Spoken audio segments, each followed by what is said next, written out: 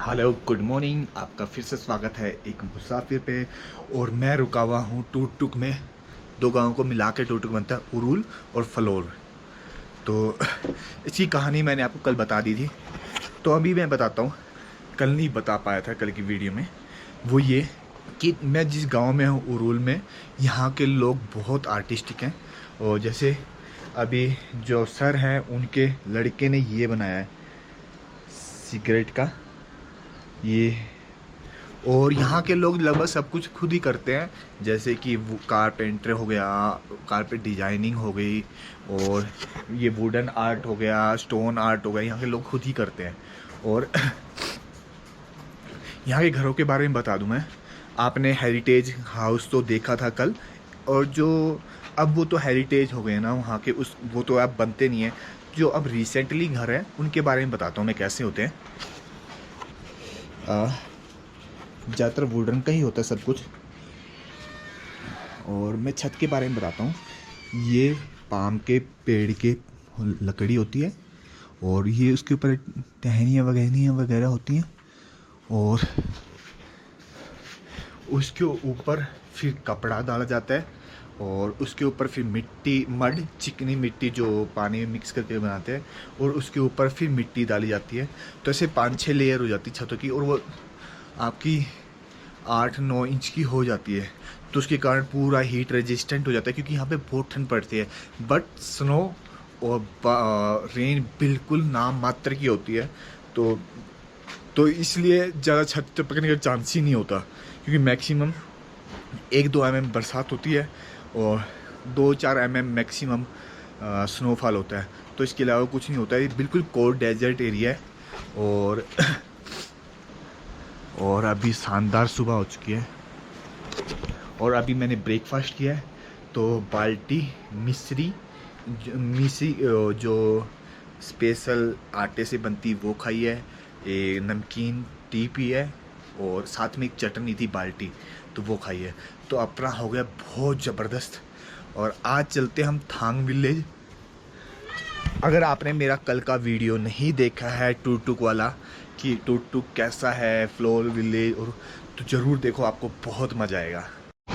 Hello दोस्तों, अब मेरी हो चुकी है बाइक बिल्कुल रेडी, और सुबह के 9:30 बज चुके हैं। उससे भी थोड़ा सा ज़्यादा टाइम हो गया। तो गपशप करने में टाइम ही नहीं पता चलता कैसे स्पेंड हो जाता है। आप लोकल पीपल से या ट्रैवलर से उनकी अपनी स्टोरी शेयर करने से, उनकी स्टोरी सुनने में, तो काफ़ी लेट हो चुका हूँ देखा जाए तो।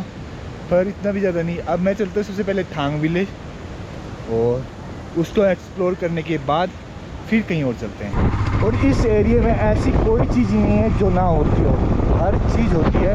पर सबसे ज़्यादा होता है यहाँ पे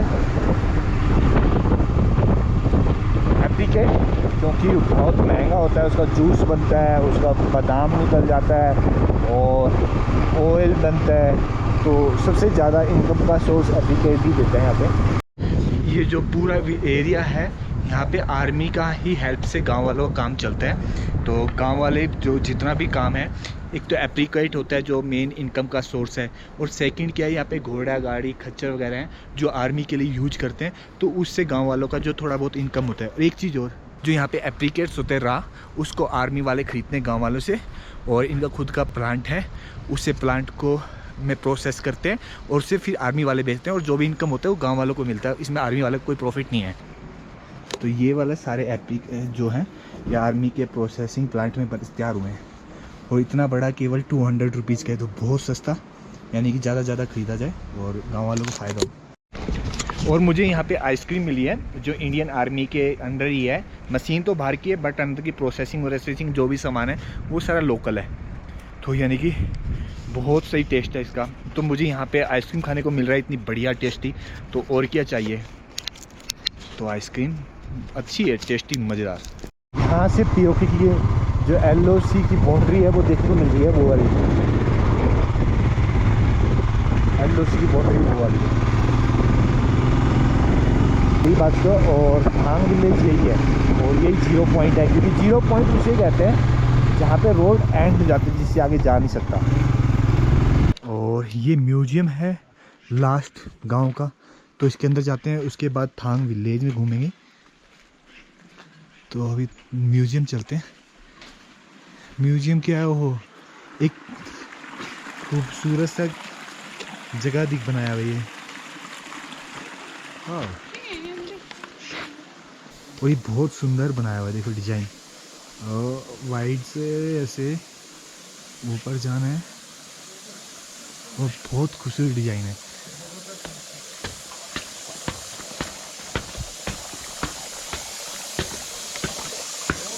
ओह वाओ। तो कुछ फोटोज लिए थे बोर्ड से साइंस के, कुछ जो लोकल खाने के। तो कुछ खाना मिलेगा हमें, कुछ नहीं मिलेगा, कुछ स्पेशल ओकेजन मिलता है, तो उसके बारे में बता रहे हैं। ये क्या कौन सा है? ये होता है, इसको बोलते हैं ना सत्तू, पता है सत्तू? हाँ सत्तू, वो हाँ। जो का बनता है। हाँ हाँ। दियो चिन लेंगे, दियो मत। और ये दियो का बता मुझ पर कहाँ गया, ये कहाँ गया आपका थाना? क्यों चिनो क्यों बना, क्यों किसीर बोलते हैं किसी ना, ये बनता है मतलब लस्सी से ना, लस्सी डाल के। ऐसा कुछ मिलेगा हमें यहाँ पे क्या लोकल जो प्योर बाल्टी हो वही चाहिए वो मुझे। आपको मिलेगा लोकल डिश, लोकल रोटी मिलेगा। किसीर है ना, किसी तो खा के आया मैं, वही मिलेगा फिलहाल तो। बाकी तो शादी इनमें से कुछ नहीं मिलेगा। अब शादी में आना पड़ेगा मुझे। ये जो है ना, जैसे कि पापा बोलता है एग्जाम, ये वाला ये तो शादी में मिलता है ना, ये तो शादी में मिलता है। तो लद्दाख में तकरीबन मेरे हिसाब से दो कल्चर मेन मान लो आप। जी। एक को बोलते हैं शीना, ओके, जो हमें, और ये भाई साहब पलती है बाल्टी। अच्छा, बोलते हैं। तो सीना तो एक तो भी बौद्धिस्ट हो गए, एक तो बौद्धिस्ट भी हो नहीं, गए। बौद्धिस्ट अलग हो गए ना सर। अच्छा अच्छा, मोमडन में ही। हाँ, मुस्लिम की बात करूँ मैं। अच्छा तो, अच्छा।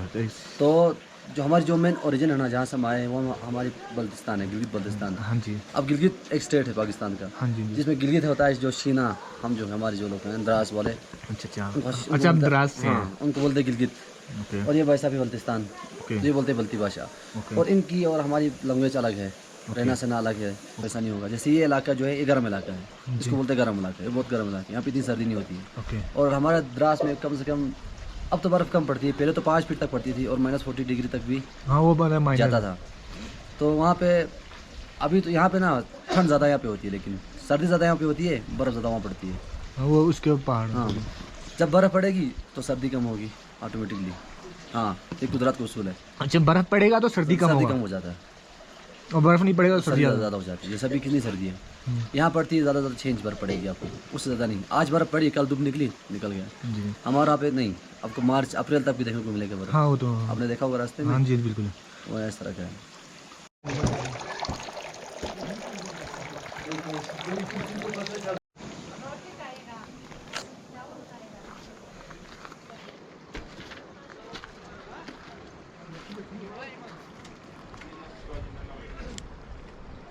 तो अभी हम हैं थांग विलेज में, और म्यूजियम कहो या कहो एक बंदे की क्रिएटिविटी वही है। यहाँ पे गोबाली जी का घर है पूरा, और उन्होंने, उनके कारण ही ये सब कुछ हुआ है। तो वो उन्होंने इस सबका पानी का जुगाड़ किया है। और जो जितना घर की ये डिज़ाइन देख रहे हो अंदर, अभी हम म्यूजियम में जाएंगे तो जितना कुछ है वो उनकी क्रिएटिविटी है, उन्होंने खुद किया है। तो वो सनकी थे शुरू में, किसी ने उनको सपोर्ट नहीं दिया था, इवन फैमिली ने, घर में किसी ने, बस अकेले लग पड़े और ये सब कुछ इतना खूबसूरत बना दिया। अपनी अंदर का डिज़ाइन देखा, पानी को हर तरीके से कितना खूबसूरत तरीके से बनाया है। तो अभी उनसे ही मिलेंगे हम। तो उनसे नहीं मिला तो समझो आपने थांग विलेज नहीं घूमा। और ये बहुत खूबसूरत तरीके से बनाया हुआ है। ये देखो, पानी ऐसे ऊपर से धीरे धीरे जा रहा है, और यहाँ पे ठंडा पानी है, तो कोल्ड ड्रिंक वगैरह सब कुछ इसी में ठंडी हो रही है। और ऊपर तो उधर से ये पानी आ रहा है धीरे धीरे धीरे, उसी पानी को सारा ऐसे डिजाइन किया गया है। इधर अभी शायद पानी भरा नहीं है, नहीं तो ये पानी भरना। और ये मुर्गियाँ वगैरह, बत्तख वगैरह, वाह, वो बहुत खूबसूरत डिजाइन बनाया आपने। हर कोई कहते हैं ना सर, ग्वाली आप है, सोचता होगा मेजर का तरह दाढ़ी लंबा इतना बॉडी होगा, यही सोच। मैं आपको बता दूं सर, हाँ जी। तो अगर आप कहेंगे तो मैं इस दुनिया में ज़्यादा पूरा तो नहीं कहूँगा, सबसे मैं आपको अपने आप को गरीब समझता हूँ। मैं गरीब था भी था। कैसे गरीब था सर, मेरे माँ बाप से मेरे जुदाई हुआ 1971 के जंग में। हाँ जी, अच्छा। तो आप माँ बताओ- बाप उधर रह गए? पाकिस्तान रह गया। उस वक़्त जब 71 का जंग हुआ, यहाँ पर इंडियन आर्मी अचानक पहुँच गया। कहानी तो खैर लंबा है, मैं आपको शॉर्ट बताते हैं। पहुँचने के बाद कोई लवारिस 2 बच्चा मिला इंडियन आर्मी को, और एक 80-90 साल का एक बूढ़ा मिला। तो इनका परवरिश इंडियन आर्मी को करना ही पड़ा, क्योंकि यहाँ तक आया। तो करने के बाद सर मेरा परवरिश इंडियन आर्मी से हुआ। ओके। मैं 85 में हमारे गांव में स्कूल खोला। 85 में तो मैं काफ़ी बड़ा हुआ था। तो हमारे इस गांव में हमारा एज के लोग पूरा अनपढ़ मिलेंगे आपको, पढ़ा लिखा कोई नहीं मिलेंगे। ओके। क्योंकि उस ज़माने में स्कूल ही नहीं था, तो पढ़ा लिखा कहाँ से होंगे, सिखाने वाला ही नहीं था। बिल्कुल बिल्कुल। है ना सर। तो मेरा ज़िंदगी इंडियन आर्मी के साथ रहा, और इंडियन आर्मी ने मुझे परवरिश भी किया, साथ साथ एजुकेशन भी दे दिया। स्कूल में तो नहीं पढ़ा, लेकिन वैसे जैसे आप एक इंडियन हाँ, बिल्कुल बिल्कुल। है ना सर, आपने का खा सिखाया, ABC सिखाया। तो इसी तरीके से सबसे ज़्यादा मैं समझता हूँ मुझे वो रास्ता सिखाया, सच्चाई का रास्ता, है ना सर। एक तो मैं अच्छा, वहीं से जुनून मिला आपको? जी हाँ सर, मुझे जुनून क्या मिला कि सच्चाई का जुनून मिला, है ना सर। तो इंडियन आर्मी तो आप नहीं जानते हैं, मैं कहते हैं कि एक फ़ौजी 15 साल बाद रिटायर होने के बाद भी वो भी नहीं जान पाते हैं कि इंडियन आर्मी क्या चीज़ है ना सर। क्योंकि मैं जानता हूँ इंडियन आर्मी क्या चीज़ है ना सर। इंडियन आर्मी एक ऐसा इस देश का अनमोल है जिसने ये कानून बनाया है इंडियन आर्मी के लिए, है ना सर। ऐसा एक कानून बनाया है कि इनसे कभी गलती होता ही नहीं है। लेकिन मेरे सोच है कि हम सरकार को से जो पैसा उन गरीब तक के लिए सरकार बैठा है। सरकार का मतलब बराबर लिमिट करने के लिए। जैसे अमीरों के पास बहुत पैसा होता है, वो कहाँ फेंकें, इनके पास पैसा है। तो सरकार ने एक सिस्टम बना रखा है कि उनसे टैक्स ले और उस गरीब तक पहुंचा दे जिसके पास गुजारा ना हो, है ना सर। लेकिन मैं समझता हूं कि मैं सरकार का टैक्स खाने के लिए नहीं बैठा हूं। मैं सोचता हूं मेरे हाथ जिंदा है, पाँव जिंदा है, मेरे सब कुछ जिंदा है। मैं सोचूं कि सरकार को हम कुछ ताउन करें, सरकार को हम कुछ टैक्स दें, है ना सर। और इसलिए सर मेरा और सोच और लोगों का सोच नहीं बनता है। दूसरा है ना सर, ये पानी डालने की ज़रूरत नहीं पड़ते हैं, अपना आप ये पानी चलते रहते हैं ना सर। इन फूलों को वो पानी आ कहाँ से रहा है ऊपर? हाँ सर, ये नहीं बताऊंगा सर आपको। ये सीक्रेट है। ये सीक्रेट है। सर मैं ज़्यादातर मजाक करते हैं ना सर। हाँ जी जी। मजाक में क्या होता है सर, आप भी खुश हो जाते हैं। बिल्कुल बिल्कुल बिल्कुल बिल्कुल।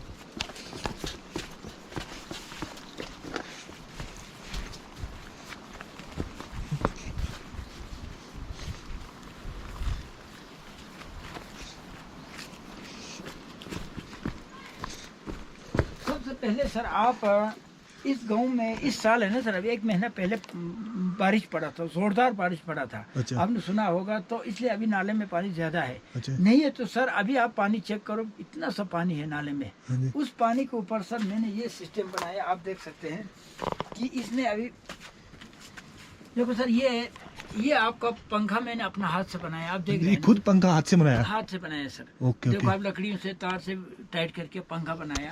उसके बाद मैंने ये इधर से गया। लेने के बाद सर इसके ऊपर क्या क्या चलते हैं, एक तो ये मोटर आपका लाइट देते हैं। उसके बाद ये देखो सर लकड़ी चीरता है। ओके ओके, यही पंखा जी। और यहाँ पर सर वॉशिंग मशीन बनाया सर। ये इतना खोदने के बाद इसका अंदर वो बैरल डाल दो या आप बड़ा बाल्टीन रखो, उसका अंदर साबुन डालकर पंखा घूमते रहो, तो आपको बगैर खर्चे का कपड़ा साफ करके धो के देते हैं ये वॉशिंग मशीन सर। उसके बाद हमारे यहाँ पर गाय बकरी ज़्यादा होते हैं, गाय का दही निकालने के लिए तो एक ये इसमें पंखा डाल दो, तो आराम से बाल्टीन इसमें डाल दो, आपको मक्खन। वो बस सब कुछ नेचुरल चल रहा है, पानी आ रहा है, बस कुछ जरूरत नहीं है। और ये बिजली का भी है जी। अभी ये है सर, हाँ ये बिजली का सर, ये बिजली आपको ये पंखा से इसका आपको बिजली दे देंगे, है ना सर। अब ये है सर पंचक्की। अच्छा जी। तो इसमें क्या सिस्टम बनाया सर, जैसे ये बंद किया, ये किया, तो ये चलेगा। आटा पीसने के बाद आटा मशीन की तरह उधर जाते रहेंगे, ये सुराख में से, है ना सर। हाँ जी। जाते रहेंगे। और ये है सर आपका गेहूं डालने का। अच्छा, उसका ये शीशा डाल दिया सर, इसमें से आप गेहूं कितना है आपको पूरा पता चलते रहेंगे। और इसके साथ साथ और एक मीटर लगाया था सर, इसके ऊपर एक जाली लगाया था। जाली लगाने के बाद सर 10 इंडिकेटर हमने 10 घर में रखा, क्योंकि घर थोड़ा सा दूर है ना सर। हाँ जी। तो जब आपका ऊपर से ये गेहूं खत्म होते जाएंगे तो वो इंडिकेटर कम होते जाएंगे, जैसे 10 के साथ कनेक्ट था, फिर इसी तरह कम होते यहाँ तक पहुँच जाएंगे, सारे लाइट बुझ जाएंगे, घर में पता चलेंगे कि हाँ यार अब तो गेहूँ खत्म हो रहा है, फिर डालने के लिए चलते हैं। अच्छा, तो वाह, ये भी बड़ा है ना सर, ये बनाए थे सर घर में पता चले। और ये ऑन ऑफ ऐसे बनाए थे, जैसे ये तार है ना सर, ये तार ऐसे खींचे तो गेहूँ कम डालना है या ज्यादा डालना है, इस तरीके से पता चल सके। और इसका कंट्रोल हमने यहाँ बनाया, ये है ना सर, जैसे ये ऐसे घुमाएगा तो इधर से इस पाइप से जाकर इधर से खींचेंगे, है ना सर, ये सिस्टम सर। और ये भी ऑन ऑफ, जैसे आटा को बारीक पीसना है, मोटा पीसना है सर, इस तरीके से। अभी ये थोड़ा काम नहीं कर रहा ना? अभी एक्चुअली क्या हुआ है सर, मैं आपको बता दूं, इसमें एक प्रॉब्लम है, वो तो मैं आपको नहीं कहूँगा क्योंकि ये कम्प्लिकेटेड प्रॉब्लम है। इसमें लोगों को क्या हुआ है सर, इससे तकलीफ पहुँचा, क्योंकि अब इससे क्या होता है, दुनिया जानने लगेंगे, दुनिया देखने के लिए आएंगे, यार गोबाली ने इससे कमाल काम किया है, ये है वो है, तो गोबाली की शोहरत बढ़ जाएंगे। इसलिए सर ये पाइप जो लगा हुआ था पानी का सरकारी पाइप था, वो तो चंद लोगों ने वो पाइप तोड़ फोड़ के फेंक दिया। तो फिर मैंने सोचा चलो ठीक है। अच्छा, पानी का पाइप था पहले, वो ऊपर खराब कर दिया तो फिर पानी नहीं आ सकता है सब कुछ। हाँ, तो अब मैंने तो करना था किया है। आगे लोग सपोर्ट करने के बजाय तोड़ देते तो मेरा कोई गलती नहीं है।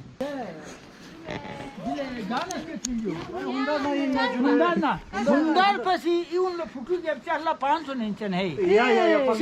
हुंडार इतना खूबसूरत जगह है, हुंडार परी के फुटू के चाला 500 से कम में नहीं है ना सर, गलत नहीं कहा ना। बिल्कुल बिल्कुल, फोटो खींचने के लिए 500 रुपए, क्योंकि हुंडार बहुत खूबसूरत जगह है। हाँ बिल्कुल। अच्छा, पानी का जरूरत तुम्हारे है? पानी लगा दिया हमने, अभी लगा दिया। हो, ये अंगूर लगा हुआ है, ये सब कुछ खूबसूरत तरीके है। अब सर ये बायोगैस, मैंने आपको जो प्रॉब्लम मैंने आपको पहले बता दिया ना सर, इस तरीके से हमारा धुआं ज़ाया हो रहा था, 70% हीट ज़ाया हो रहा था। इसको कैप्चर करने के लिए मैंने क्या सोचा सर, देखो ये जैसे संभालो सर, ये बुखारी का नाल का इसी तरह आता है, हाँ जी, है ना, घर से है ना सर।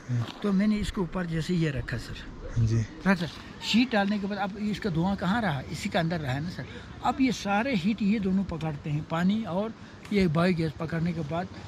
तो ये है सर, अभी इसमें भी मैंने हमारा लद्दाखियों के लिए में एक पैगाम देते हैं सर।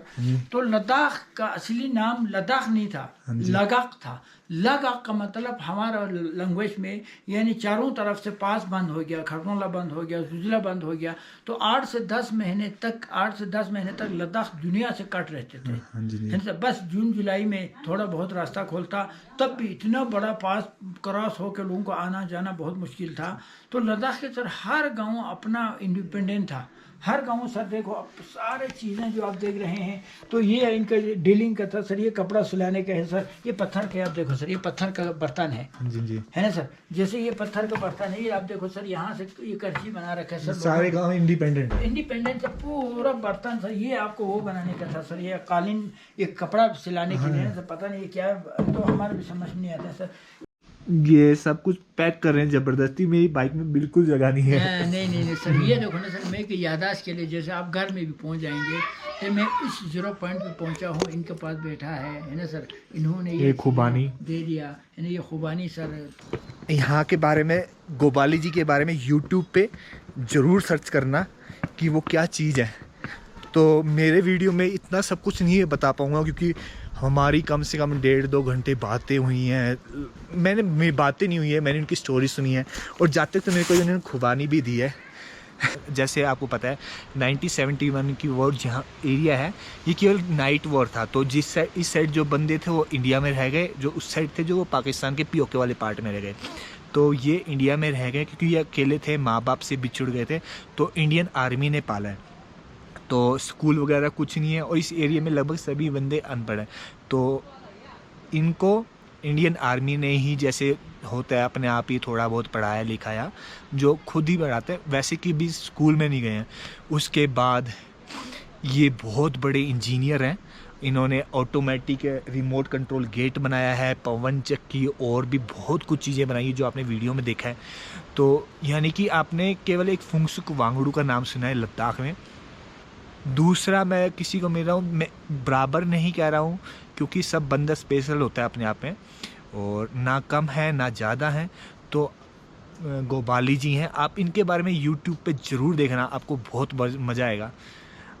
तो अब यहाँ से चलता हूँ। मेरी एक ही इच्छा थी कि मैं थांग विलेज में जा रहा हूँ और गोबाली जी से मिला, तो यानी कि मेरी पूरे इस साइड की जो यात्रा है सफल होगी। और मेरी इतनी लंबी बातचीत हुई है तो बहुत मज़ेदार रहा ये सफ़र। तो अब मैं वापस चलता हूँ और थोड़ा सा थांग विलेज को घूमते हैं। और बॉर्डर व्यू तो यहाँ से कैप्चर नहीं करते, पर आपने ऊपर से देखा कि वो सीमा है, उस साइड गांव है। तो और इन्होंने इस्लामाबाद में जाके भारतीय झंडा फहराया था कि यहाँ के लोग बहुत खुश है। जो ISI वहाँ पे मिस परसेप्शन फैलाती है गिलगित बाल्टिस्तान में कि भारतीय आर्मी जुल्म करती है वगैरह वगैरह, कि उसको दूर कर सके। और ये घर कितना शानदार बनाया है। और ये जो पूरा एरिया देख रहे हो, ये जो पूरा एरिया देख रहे हो, म्यूजियम देख रहे हो, ये फ्री ऑफ कॉस्ट है। आप आओ, आप घूमो, आप देखो, आप फ्रूट है वो खाओ, किसी को कोई रोक टोक नहीं है। और बहुत अच्छी तरह से हर चीज़ को करीने से सजाया हुआ है। तो फ्रूट में ये आपका है ब्लैकबेरी, आप देख रहे हैं। ये अच्छी ब्लैकबेरी है। जी जी जी, ओके, ये ब्लैकबेरी है। आपका ये फिग है, अंजीर, आप देख रहे हैं ना। हाँ जी जी, ये फिग है, अंजीर है। ओके। और यहाँ पर मैं एक खूबसूरती से ये बना रहा हूँ, इसको मैं कहते हैं ये हमारा देश है। क्योंकि हमारा देश में हर किस्म के मजहब के लोग, हर नस्ल के लोग, हर तरीके के लोग रहते हैं, लेकिन सब मिल के एकजुट होके इस देश के लिए काम करता है। अभी इसमें 28 आएगा। अभी ये देखो आपका अच्छा 28 पूरे स्टेट के हिसाब से। हाँ हाँ हाँ, ये नाशपाती है, हाँ जी, ये आपका चेरी है, ये आपका बेर है, ये आपको इसको ये कोई फ्रूट है, ये पंजाब से लाया है, मुझे पता नहीं। आप बादाम है, आप देख रहे हैं, इसमें आड़ू, बेमी, न्योजा, उसके बाद आपका सब कुछ इसमें एक साथ लगा हुआ है। जड़ एक है, नहीं जड़ अपना अपना अलग है, सब एक साथ रहेंगे, जड़ अपना अलग है। अच्छा तो पूरा कंट्री बना दिया आपने तो ये। हाँ हाँ, जादू, हाँ जी, असली नकली जादू का मतलब ये है कि यहाँ पर मैंने ऑन ऑफ रखा है। अच्छा अच्छा है ना। तो मैं जब मजाक करते हैं ना लोगों को, इस तरीके से हाथ ऐसे रखते हैं, रखने के बाद मैं कहते हैं भाई आ जाओ आ जाओ, तो ऐसे ऐसे करते हैं तो लोगों का नजर मेरे हाथ पे पड़ता है ना, आ जाओ, तो मैं पाँव पे पता नहीं चलता है। तो फिर मैं बोलते भाई चला जा, तो पानी बंद हो जाते हैं। तो लोग अब इसी में आके बोलते हैं चला जाओ आ जाओ, हंसाता है ना सर। अभी पानी नहीं है सर, अब इनमें भी पानी चाहते हैं सर। हाँ वो मैंने देखा, पानी ऐसे धीरे धीरे घूमता अभी है। पानी डालने के लिए सर, अभी पानी आने वाला है। तो यहाँ पर सर अभी तो ठंडा का मौसम अब शुरू हो गया है, नहीं तो सर जब गर्मियों में इतना रिलैक्स मिलता है यहाँ पर रहना सर। पूरा इतना गर्मी होने के बाद इधर आते हैं तो चारों तरफ में मच्छियाँ हैं।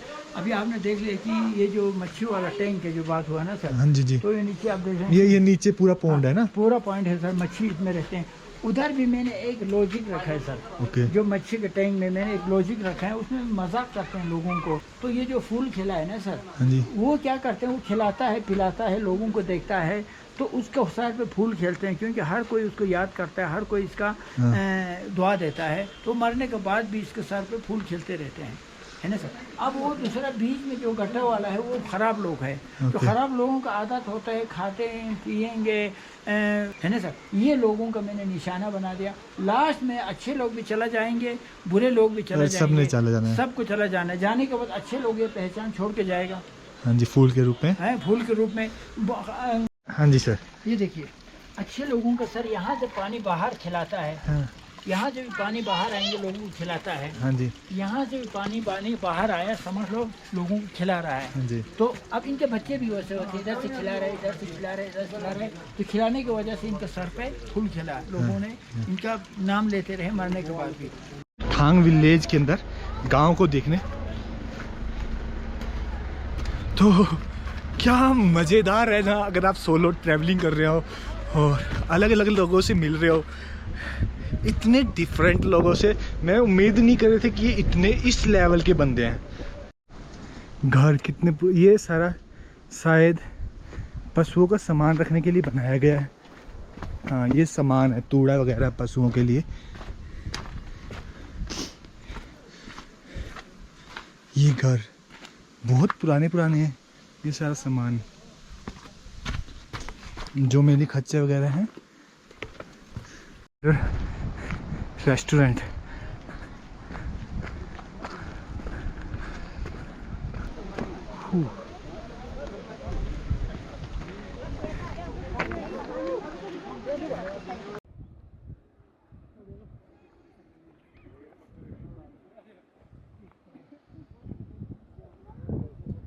और वो पाक का गांव है, पीओके का गांव, सॉरी, और वो बॉर्डर है। और 1971 की वॉर से पहले ये सारा एरिया पाकिस्तान में था, अंदर टूक और बाकी विलेज, बट रात की लड़ाई में ये पार्ट इंडिया में आ गया और वो पार्ट पाकिस्तान में रह गया। तो जो इधर के बंदे थे उस टाइम पे रात को वो इधर रह गए और जो उधर थे वो उधर ही रह गए। तो ये कहानी है।